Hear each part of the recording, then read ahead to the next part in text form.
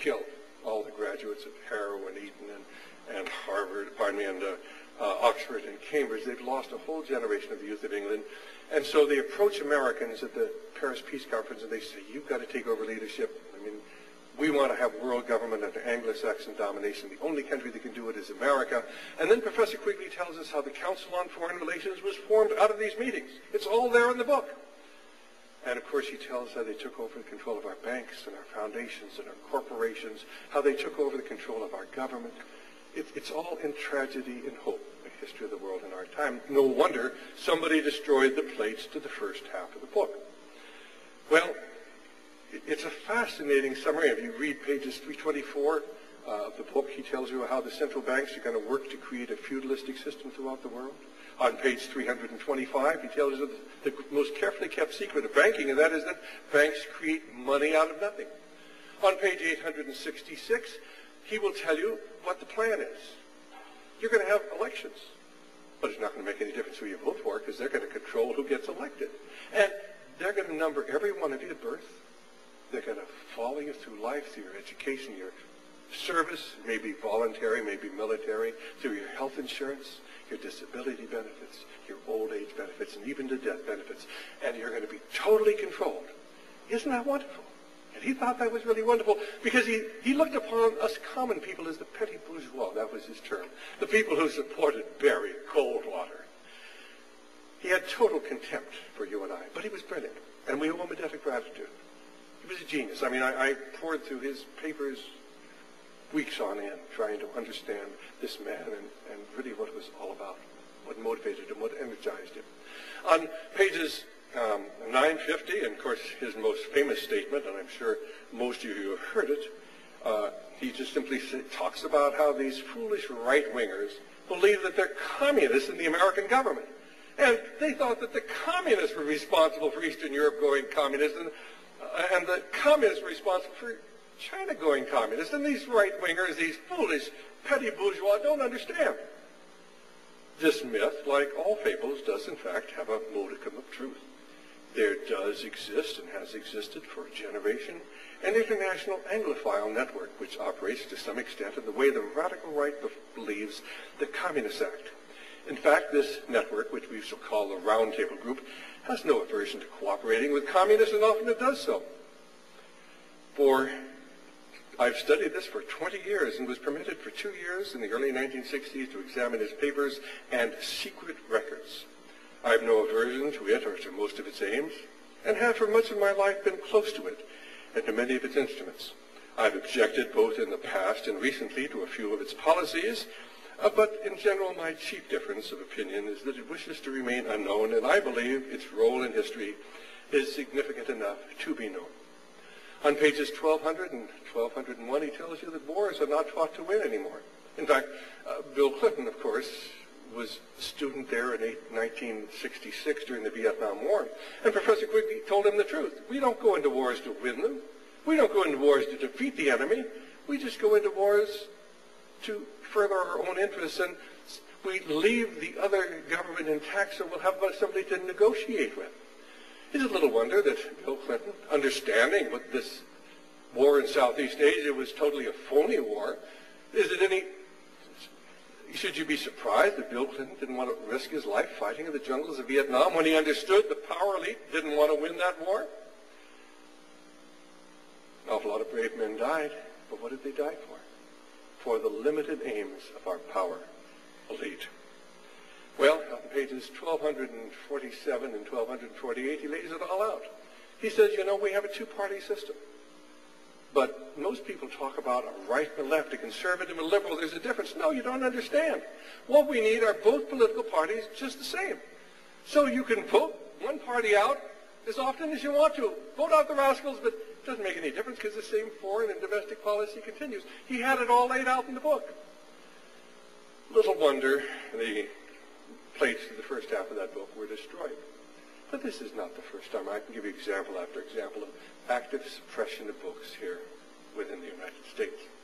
Well, 1972 came, and a book came out called None Dare Call It Conspiracy, and I'm sure most of you have read that. It was written by Larry Abraham and Gary Allen, And this took Professor Quigley's work, and then it sort of put a little twist on it. And part of that was, well, who's really responsible for this are the bankers, and they all have Jewish names: Rothschild, Goldman Sachs, you go down the line. But they never mention any of the other central bankers. The predominant number have nothing to do with being Jewish, but it sort of laid that background for anybody who talked about the conspiracy to say, well, they were anti-Semitic because, and then they talk about the two classes of stock, the A stock and the B stock, and the A stock's all owned by the Europeans, and they're getting all the money from all the interest that we're paying for bonds. And it's a great story, but if you study it, it just isn't true. And then, of course, I think the real crux of the book was that communism is controlled from New York City. And, of course, Nelson Rockefeller had gone to Russia, and they got rid of Khrushchev. The very weekend that he was over there, they got rid of Khrushchev. And you know what that means. And there were a lot of Americans who said, yeah, but it seems logical. I mean, we've financed communism since its very inception, and we have. There's no question. I mean, if you want to go in the background of financing communism, you haven't read Anthony Sutton's 3 parts trilogy on Soviet Western technology and Soviet economic development put out by Hoover Institute. Why, I mean, it's all there.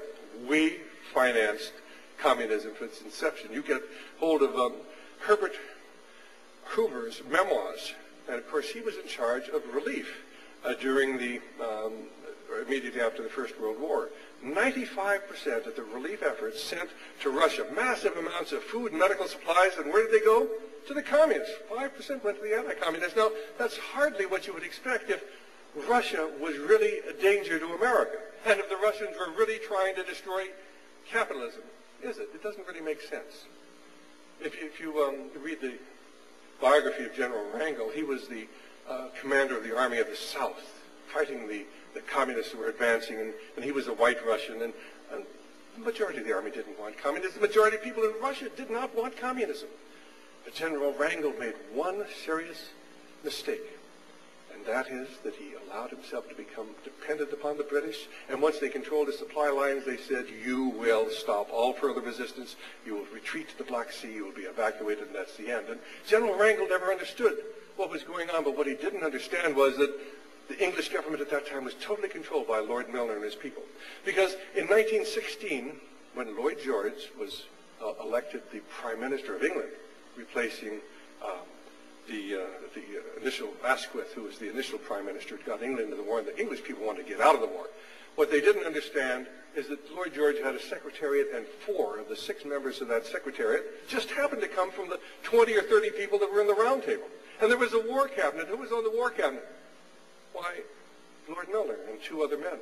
But the entire staff of the war cabinet, 2 of them were selected by Milner, and 2 were selected by Lord Esher, or who was Brett, who was one of the 3 original members of the secret society. And of course, there was Brett, there was Lord Esher advising the King of England. It was all controlled, it was all contrived, and they fought 4 bloody years for a war that was fought simply to destroy the infrastructure of Europe, so that they could bring in the League of Nations and a new world government. And if you want to challenge that, we can give you some of the documentation on it.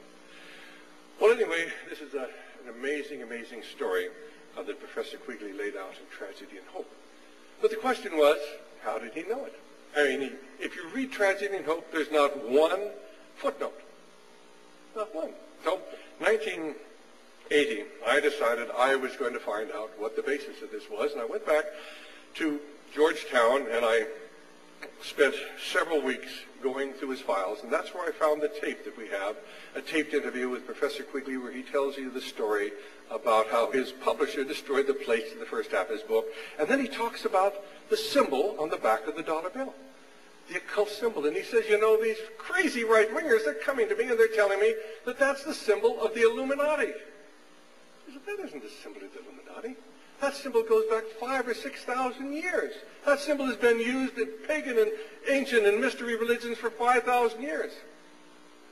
And most people don't know that. Most people don't know where that symbol comes from and why it's significant that on the back of the American dollar bill, this symbol exists. Well, anyway, I went to Quigley's papers.